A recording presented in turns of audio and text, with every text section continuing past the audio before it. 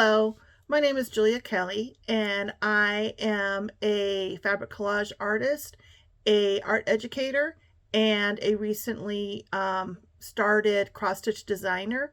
And this is Thursday, December 7th, and this is my seventh floss tube. It's still pretty nice here in Southwest Colorado. We did have some snow, so we have mud and then snow patches, but it's kind of warmed up a tad. Where like I don't really pay attention to the wood stove until it goes out. I literally just started it again because it was warm enough this morning from us stoking it up this morning, and we'll see. And then I kind of forgot about it and it went completely out. So I can hear it crackling in the distance. You might not be able to, but I might need to pause here in a second and kind of check on it. But yeah. So today's Thursday. 2 weeks until Christmas, I think. I am in the height of it. I bet everybody else is. My Thanksgiving was great. We actually went down to see one kiddo, my younger kiddo, who is going to a college in Charleston, South Carolina. And we kind of invited ourselves for Thanksgiving. She's in a master's program, and her calendar was pretty full. And she's going to be back here pretty soon for Christmas. But I just decided I didn't want to be without a kid for Thanksgiving. Our other kiddo spent it with her new husband's family. They're trading off their holidays, and it takes a little getting used to. The families are about nine hours apart in Colorado, so. But we have them for Christmas, so we didn't have them for Thanksgiving. And then my mom is another factor, and we'll have her for Christmas, not for Thanksgiving. So I was like, I don't, want to just be alone, and so I just was like, I don't know, a couple months ago, just told my husband, I said, yeah, I want to go to Charleston for Thanksgiving. And it was fun. I'll put up some pictures here. I think the intro picture I want to use is of we went to Folly Beach, which is the beach well, there's several beaches near Charleston, but we like to go to Folly Beach. We like a couple restaurants in Folly Beach for crab and shrimp and stuff. So it was a windy, blustery day. They just opened up their new pier. It had gotten destroyed several years ago from a storm, I think, and they had just redone it this year. The last 2 years we've gone, it's been under construction, and man, it was cool. You could walk way out on it, and people were fishing on it, and they have. Usually, I think that places like that are kind of tourist trappy, and I don't expect much from those restaurants. But I had the best. I had shrimp there at the little restaurant that was actually on the pier at Folly Beach. But we had this cabbage coleslaw that I want to recreate. We've done that a couple times. My other daughter, that same daughter, and us were in Ventura Beach in California for a spring break, and went to a fish shop on the beach in Ventura, and they had a oil-based coleslaw with green apples in it. And it was so good that her and I worked hard to recreate that coleslaw, and we literally call it the Ventura coleslaw now. But this one had fresh cut dill in it. It didn't have apples. It didn't have a lot of sweet. And it was just your mayo, a very, very light mayo base with like a little sugar. But the main thing was it had dill and red onion, and it was really yummy. I probably need to go back there again to taste it again, to just really like write down what I think is in it. We'll be back in the spring probably to see her, so I can do that. But yeah, I was really impressed. And then we hit the other restaurants around Charleston that we've gone to the last several years, seeing her down there. And it's all yummy. We always hit Lewis Barbecue. It's now been deemed our favorite barbecue, a place in Charleston. And then there's a restaurant down on the they call it the Battery, near there, that's really good. That's like half out on the water. So yeah, we had a really nice time. We really enjoyed ourselves. I mean, my husband had to work a little bit, so I got an Airbnb down in, it was the Canonboro, Elliotboro neighborhood in Old Town Charleston, where they have what they call single houses, and they're just the weirdest architecture. Of one part of Charleston is obviously the churches are amazing, the graveyards are historical and amazing, and they have the carriage ride. So I do think I have a clip of a cloppity clop of a carriage horse going by.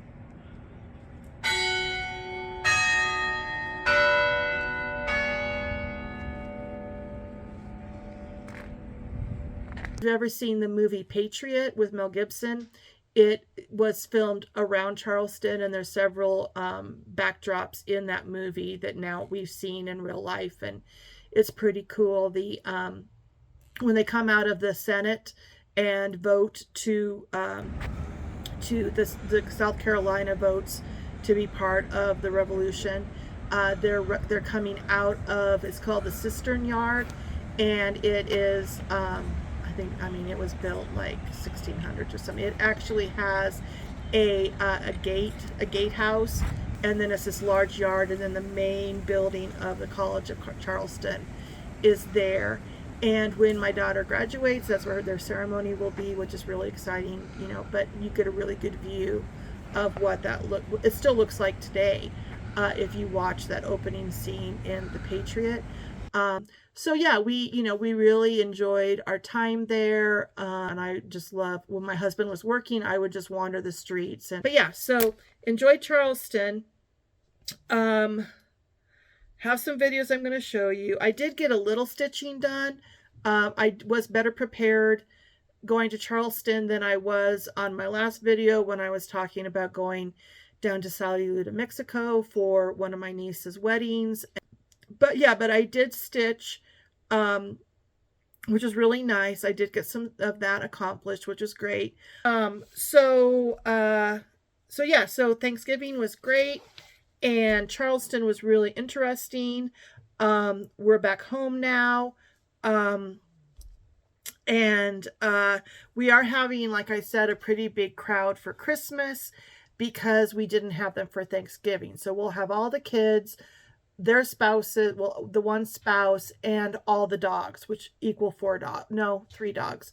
I told my daughter she needed to pick. She could only bring 2 dogs down. So she's going to find a dog sitter for the 3rd dog, because I have a cranky German Shepherd who we have to separate, and and it just gets too crazy, and she has an 82-year-old grandmother who doesn't need to deal with 4 dogs. So we're going to have 3 dogs down here between 2 houses. We're going to divide between our vacation rental down the hill, that's like, I'm here, look down the hill, there's our vacation rental, and then we're looking right at Mesa Verde National Park. I live literally I can see headlights up on Mesa Verde. We're that close. So my mom usually comes and spends a couple weeks down here in the winter. So yeah, so she's coming probably next week. And then we have some organizing to do. Christmas, we're like, on my front porch, I have a Christmas wreath and 2 pumpkins and my dried up mums. So that's where I am this weekend. I need to, we have Christmas lights up. We might have like a Christmas garland here, and then we have some folly thing here. So I need to get some organizing done. But we were working on that last weekend, organizing the top floor of this house, where we don't really use it so much now that the kids are gone.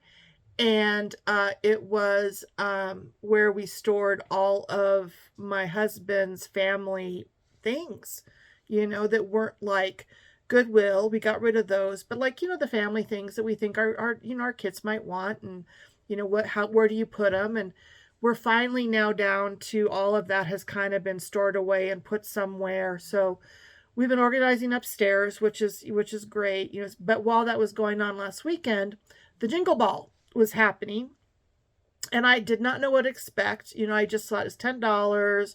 I'm just gonna, log in and see how much I can log in over the weekend while we're literally, sorting books in a library and sorting family heirlooms and, putting them away and combining family photos and stuff.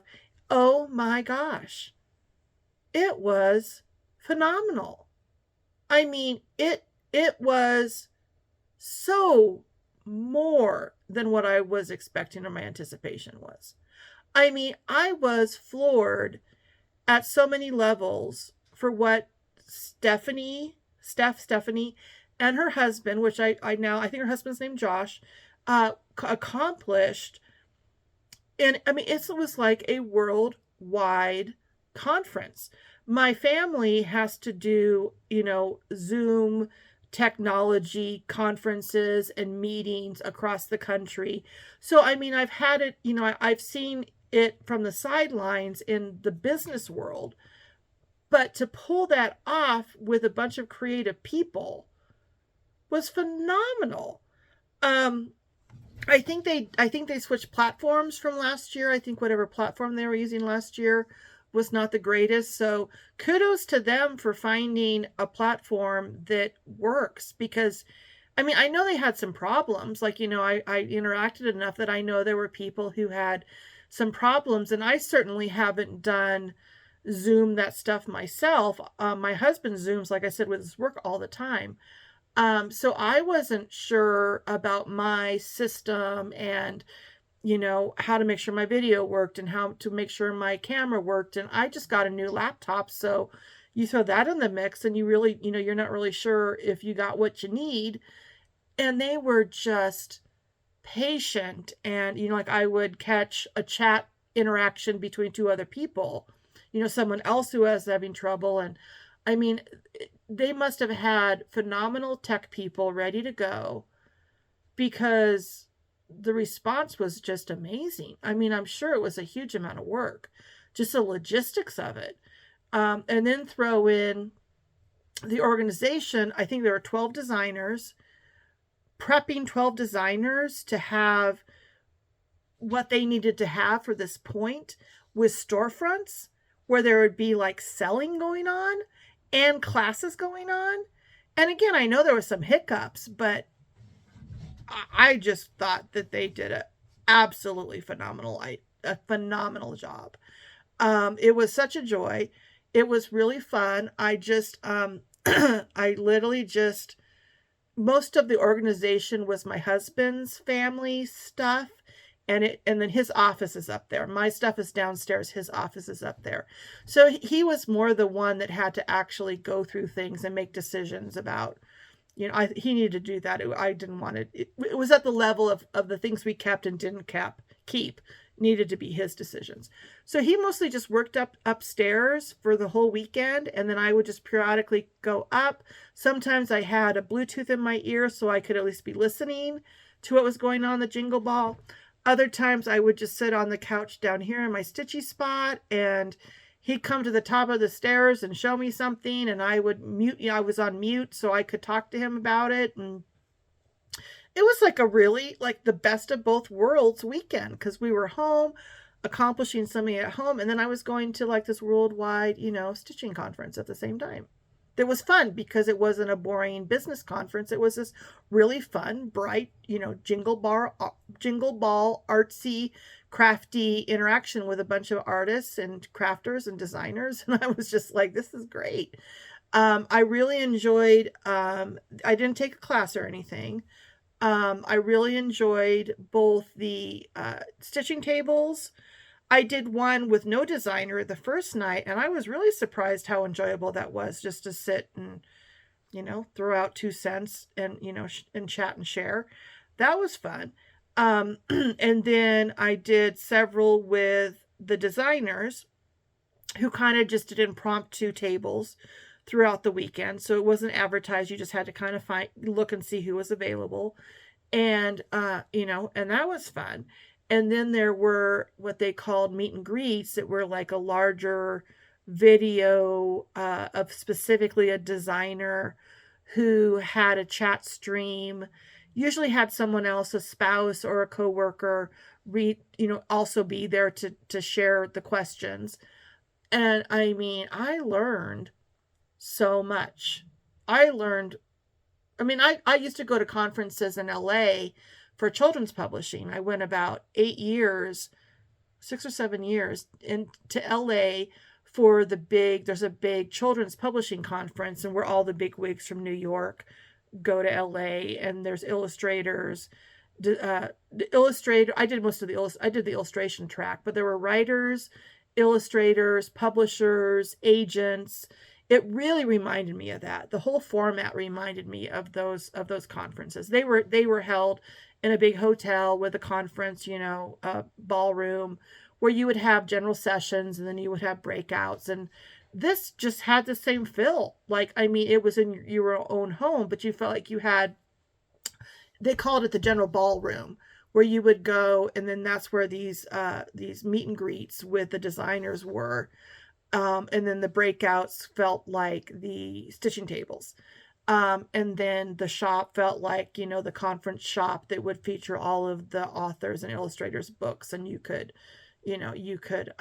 buy their books and get them signed and stuff. So yeah, I had a grand time. I thought it was fantastic, and I'm just looking down to make sure I cover it all. The design, there were 12 designers. The designers that I specifically interacted the most with in either uh, throwing out a question in the meet and greets, or sitting in with these designers for a stitching table where we were just talking back and forth, or you could also write to talk, to interact. You didn't have to verbally use your mic, which for me was good, because I didn't knew when my husband would ask a question to me or something. But the ones that I specifically interacted with were Cheryl from the Tiny Modernist, wonderful lady, and very talented.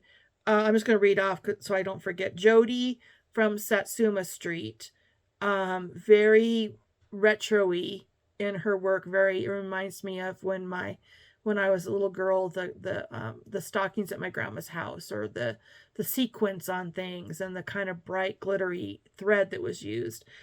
Misty from Loomis Fiber Arts, and then Stephanie from Lindsay Stitches. How she did it, I do not know, but I sat with her at a stitching table for a while, which I was just amazed. Her brain was about Jello by then. I think it was on Sunday actually, but yeah, we interacted about how things were going and how great things were going, and then also like they're going to do a debriefing, which makes sense, kind of figure out what was good, what was bad, what could be improved. But yeah, but I'm not kidding you. I'm like, kudos, triple kudos to them. I can totally understand when people would say, oh, you should have two of these. She would just look like, you've got to be kidding me. And I totally agree with her. Like, she does not need to be doing something at this level twice a year. But I certainly think it was a huge success. Just the format of it, the opportunity of how they did it, and something that I will try to make dang sure I can do it again next year. Like, I mean, I don't, this year to get that $10 ticket, it was not like a rush where they sold out in, 5 hours, like 10 minutes, I think. But it's something I hope to have on my calendar every December, because when do you get to interact with 12 designers? I mean, when do you literally get to interact with that level of people in an industry? When I say I learned a lot, I mostly learned a lot that it gave me a reality check, because I think I just had this, oh, well, I'm a professional artist. Hey, I've been doing this for, 2 decades. I've worked with NPR. I've worked with children's magazines. This is not that much different. Oh, yeah, it is. It is light years different. It's not bad or good. It's just different. And my timeline of what I thought would, what I was on to get stuff out and kind of jump into the pool is unrealistic. So one thing that kind of hit, probably the thing that hit the hardest home for me, and I want to say it was talking, or not talking, chatting. And when I say chatting, I'm not talking me and whoever having a one-to-one. I was one of maybe 30 people. I mean, we're talking like a Q&A, like in a workshop, in a conference kind of a setting. But one thing, and there was, I don't know who, but there were a couple other, they got a lot of questions about advice for new designers, which I hugely appreciated because I certainly paid attention anytime any kind of question like that was asked. And one of the questions they got was, their calendar year, like when they kind of do things. And the thing that kind of hit home for me was, we either have to design ridiculously out of season. Like 4 months out, I think was the shortest period of time that they designed for a season. Because as they were sharing, and I really do mean like all the four I listed, Cheryl, Jody, Misty, well, and then Steph was more about the conference, but listening to Cheryl, Jody, and Misty, they were very consistent in what they said was, they have to have about a 4-month window for the big thing. Some stuff they just get inspired and want to do something quick to get it out into the market for a specific season.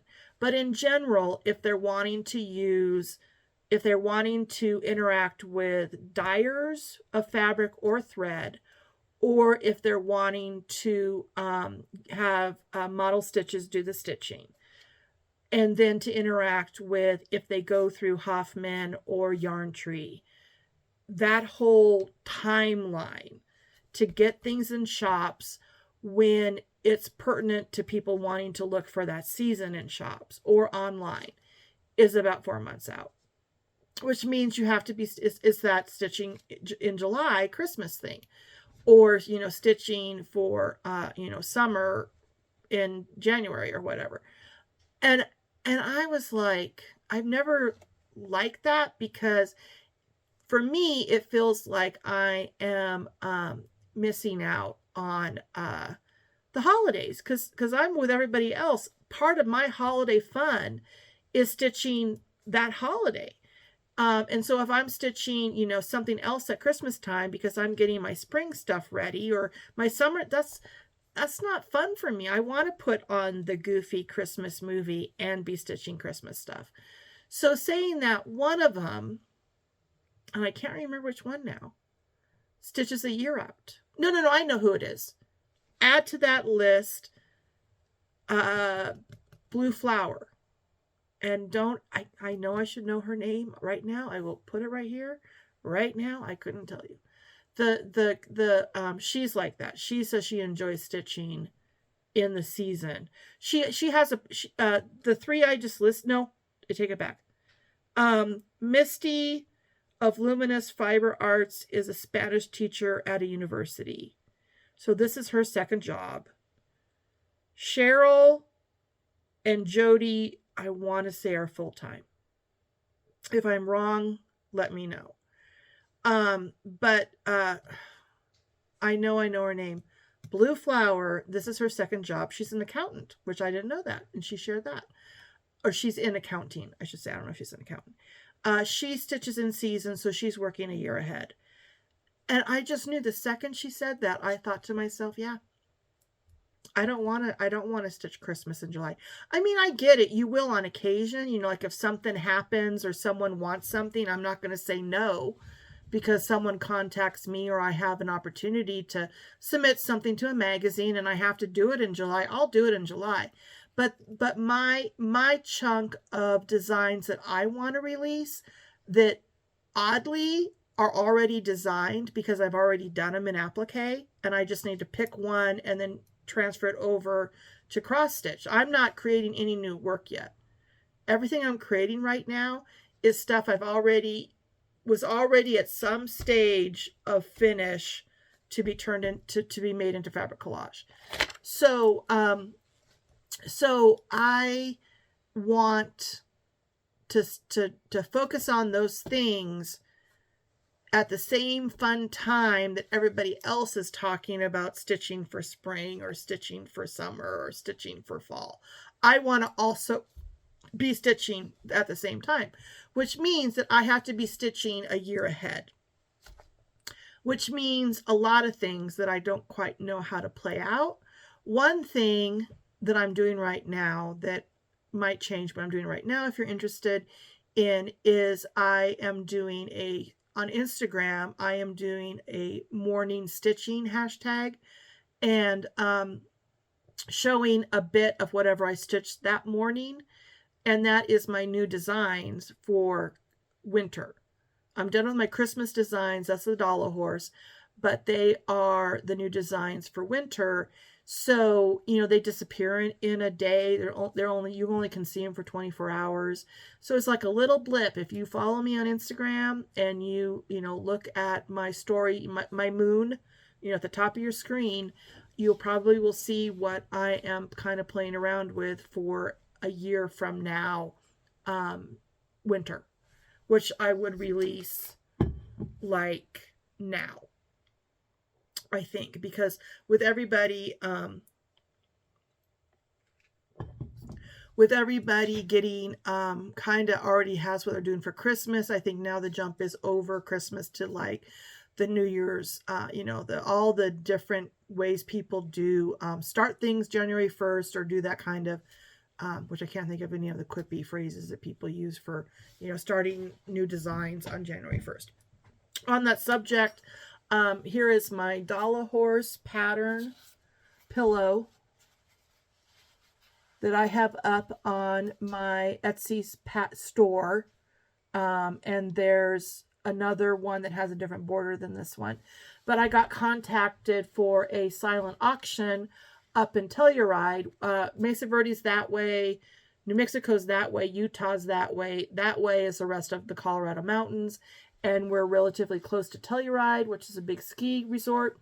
And they are doing a fundraiser up there next week for scholarships for daycare for workers that can't afford the cost of daycare in Telluride, which is astronomical. They have to travel quite a distance from the areas around Telluride where a normal family can live, and so I'm sure daycare is overwhelming. So they emailed me because of my Christmas Bazaar selling with my applique, kind of pre-pandemic actually, and asked me if I was still, doing this and did I have anything that I would like to donate for the auction. And so I am donating the dollar horse cross stitch pillow for them. And if I can pull it off, which I don't think I can, is a pattern PDF of how to stitch it, because my art printer, which is right there, is a huge Canon gigantic art printer that has broken. And I was on the phone with trying to find a technician in our area that can even look at it to see if it's fixable. And my hopes aren't real high right now. So I have no way to print a color image. I might try. We have a little just 3-color printer upstairs. I might tonight see if I can just at least get a decent picture. And if I can, then I'm also going to donate a printed packet of this pattern also to donate to the auction. So we'll see. But we're headed up tomorrow to do some Christmas shopping, like I said, with our other daughter, and we're going to go right by Telluride. So I'm going to drop this off and submit it to the auction.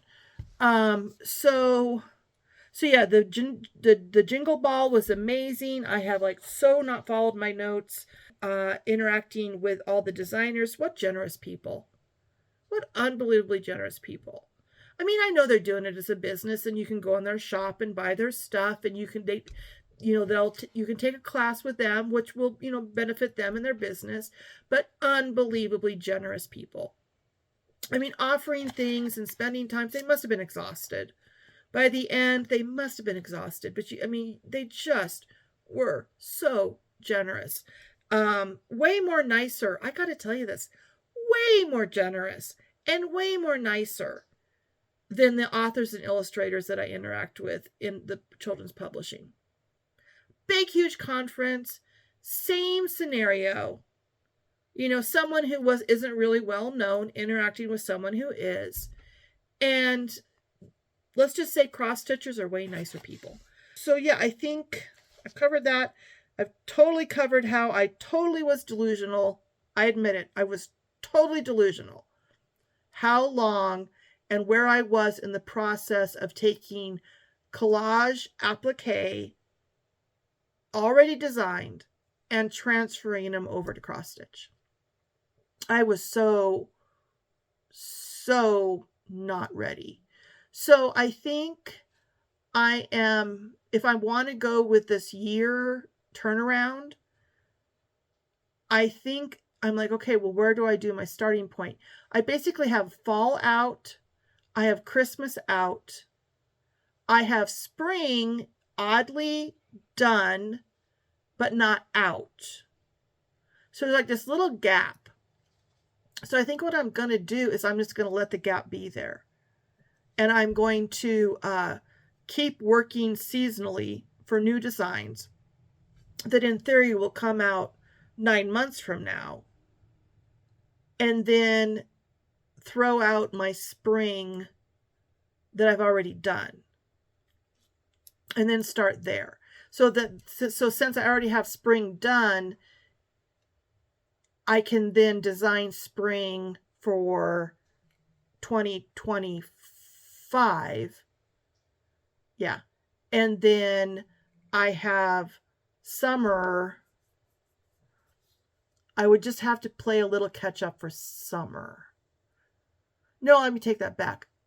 Start summer of 2024. My 2 designs could be spring or summer.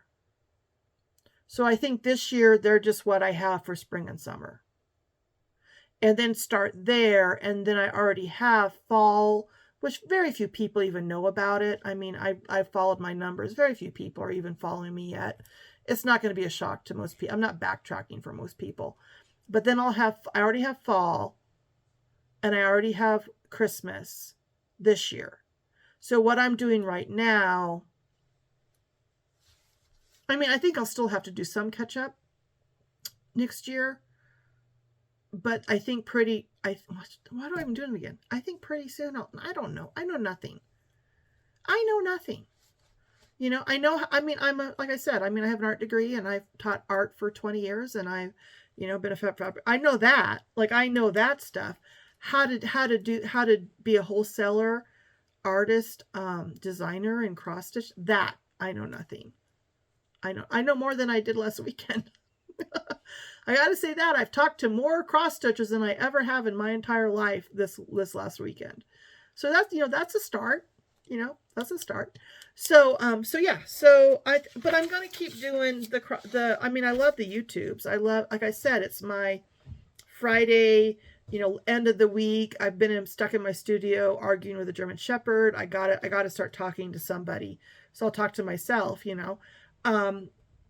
So yeah, so I'll keep doing I'll just share my journey, I'm going to share my journey with you. I do have 3/4 of a video edited for how to finish in a cookie cutter. Just a second, I'll show you. Okay, so I do have, here's my dollar horses, my dollar breeds that I introduced last time that I put in the vintage cookie cutters. That's my dapple gray Dala, and this is my chocolate Dala. And then, like I shared, I have the traditional Dala as a pillow with this amount, and all of these are very heavy in 3/4 stitch. And then here is a more complicated. This is a bay that I did a more complicated border on.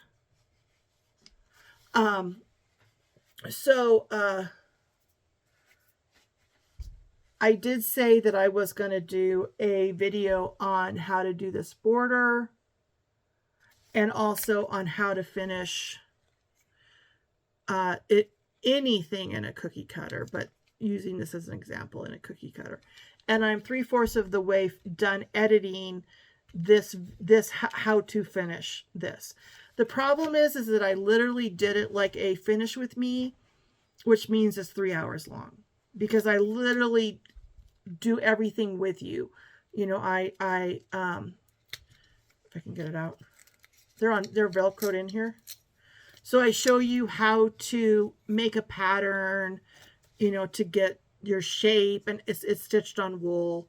I mean, I literally do it with you, and I show you how to go around and finish the edge with the wool. One thing that I was curious about, that I talked about in my previous video, that now I also interacted with people talking about it at the Jingle Ball. Mainly, I got is it Jody Susuma Street does a lot of I think perforated paper. Oh, the buck just popped his head up again. He's strolling away. He's little to be a 2-prong buck. She talked about perforated paper, pluses and minuses. Like, some things people were talking about, it made me go, oh yeah, I want to try that. And honestly, other things people said made me go, I would rather just stitch on wool. It's tedious, you know. It's not hard, but you have to want to do it. And you know, and if you want to do this way of doing it works, it's fiddly, you know. Is that the English term? It's just fiddly. Like, I just don't know if people would be like, oh my gosh, never in a million years would I do that, or yeah, that sounds cool, I want to do it. So, but I have this video that, I mean, a few people have bought the pattern off of Etsy, not a huge amount. And if they're wanting to finish it that way, I kind of promised a way to finish it, so I want to get that up this weekend. So hopefully that'll happen this weekend. And this video, my hope is this video will get up tomorrow, Saturday morning. So I have 2 videos that I want to get up before Monday, just to kind of, I feel like that's what I promised I'd do, and I want to do it. But yeah, but all my work is very heavy on the fractional stitches. I have so many illustrations between my fabric collage life, and then also when I was doing children's illustration for magazines. Like, you know, I have sketchbooks of just so many things.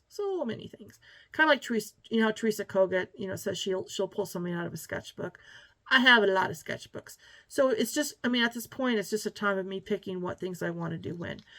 So apparently, I know now it takes me 3 hours to finish one of these because I videotaped it. So I don't know if I should, like, I can either break it into multiple videos and do a playlist, or I can do chapters in the same video. But I'm kind of leaning towards doing a playlist, because that way, if you just want to know how to prep a cookie cutter, you can watch that 15-minute video. Or if you just want to know how to finish a cookie cutter for balance, because these things, you have to know how to balance it because they're not even on their weight, you would know. Or if you wanted to know how to, you know, do, so like if I just did little videos, it would be like 15, 20-minute videos. Then you can just go to whichever video you need to watch again. And then the stitching does get complicated. I mean, it is the hardest part of it. It's not, you know, because you're stitching around tiny little edges, you know, like there, the ear. I mean, it's not perfect, you know, but it's pretty. So if you just want to watch me stitch for a while, so you can kind of in your head get it, I might do separate videos. So if you're subscribed to me, you might get little blips of, you know, notices. Speaking of subscribing, thank you. I mean, thank you, kudos to who has subscribed to me and encouraged me that way.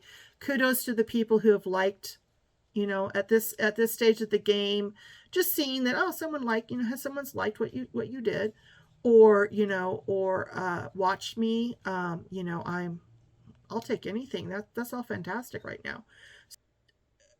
Christmas is right around the corner, so I honestly don't know. Like, pretty much, I'm working right now. Like, I have my phone balanced on the edge of my laptop, and then right below that, I'm looking at the pattern that I'm working in Wind Stitch right now, which was another really cool thing about the Jingle Ball is I work on Wind Stitch, which is the window-based program, and like 3 or 4 of the cross stitchers that I interacted with said they use, most of them use the Apple Stitch one. It's not called Apple Stitch. What is Max Stitch? So the Max Stitch is the Mac version, and then I use the Windows version. And I had no idea if this was a good program, bad program. There was something, well, they're all clunky. I mean, I'm used to working in Adobe, so I'm used to Photoshop, and Rush is what I use, which is like the lower down version of Adobe's video editing. I mean, the Adobe suites. That's what I'm used to working in. So sometimes, like, I'll try and do a command in WindStitch like it's Photoshop, and I don't know this. So, I mean, it could be improved. There's some stuff on it that I wish was a little faster, but I guess it's pretty good. Like, I guess pretty well. So funny, like 3 of the other designers, when they were asked that, I forget what program it was, they kind of cringed and they said, it's not supported anymore, and I'm just biding my time to have to learn something new.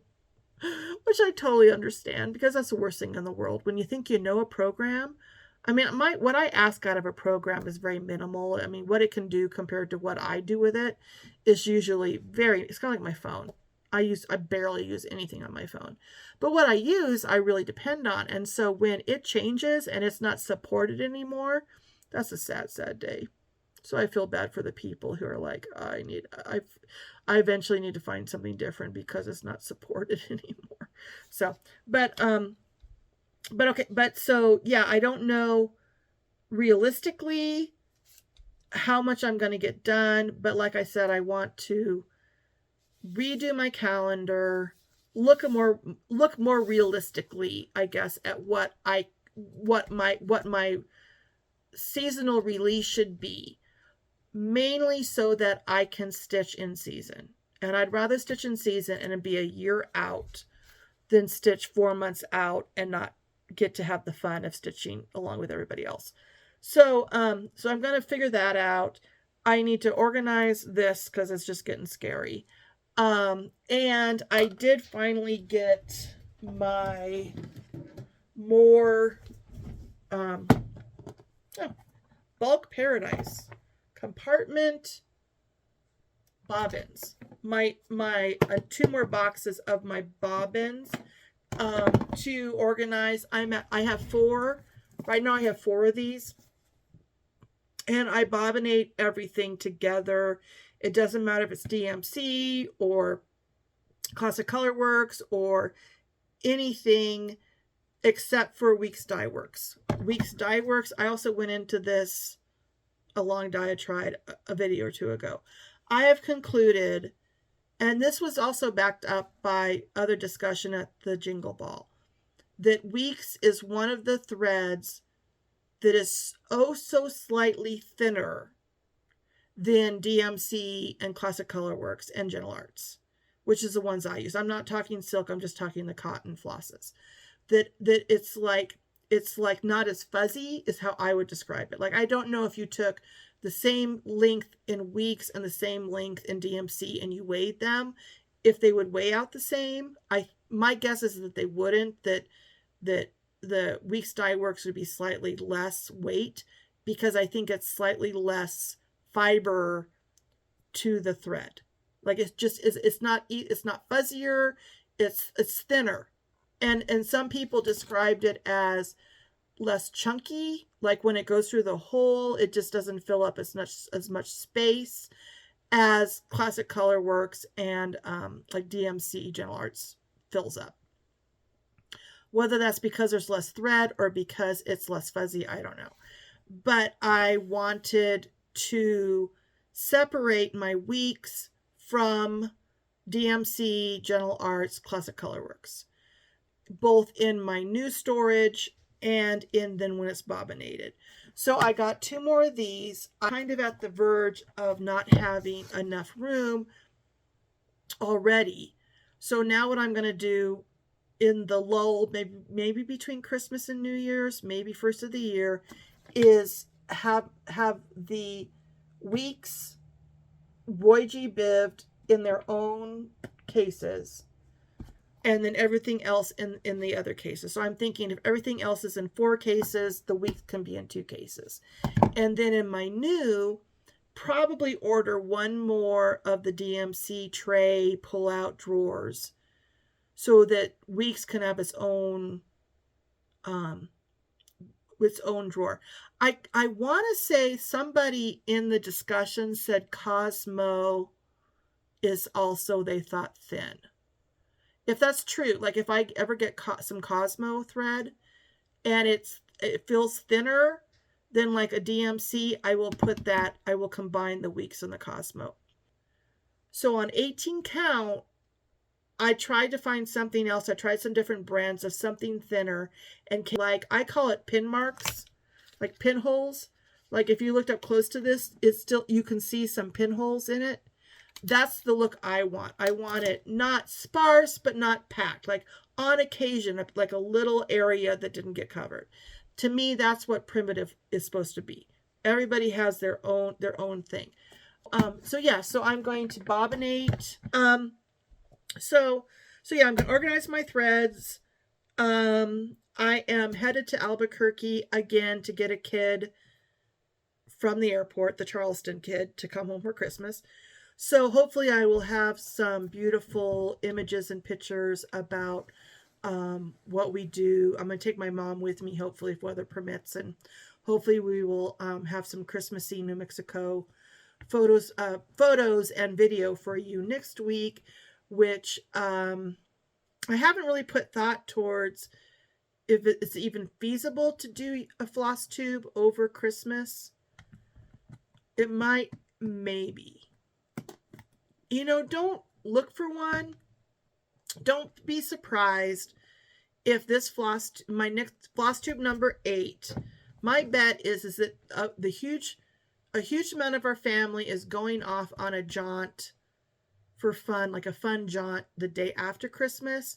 And my mom and I are staying home just to get dinner ready for everyone when they're coming back in the evening. And she probably will want a break. I'll want a break. She might go down to her house, which is this orchard house, and I might stay up here in the log house. And if that happens, I will film a floss tube, and then I can edit it through the rest of that week and maybe put it up that Saturday. Yeah, let's just say I'm not going to try and get on here again as a floss tube until that week between Christmas and New Year's. I will try very hard to get up this video this weekend and get up my how to finish the Dollar Horse in a cookie cutter. I don't think there's many of you out there who care, which is fine, but I just want to have it done in case someone does come across it, that what I promised is up. So that's what I'm going to try and do.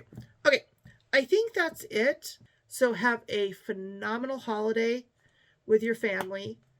And I really hope that you're able to find some of your me time to sit on a couch and bask in your hard work, looking at a beautiful Christmas tree, and get some stitching done. And I have to get my tree up. Talk to you later. Bye-bye.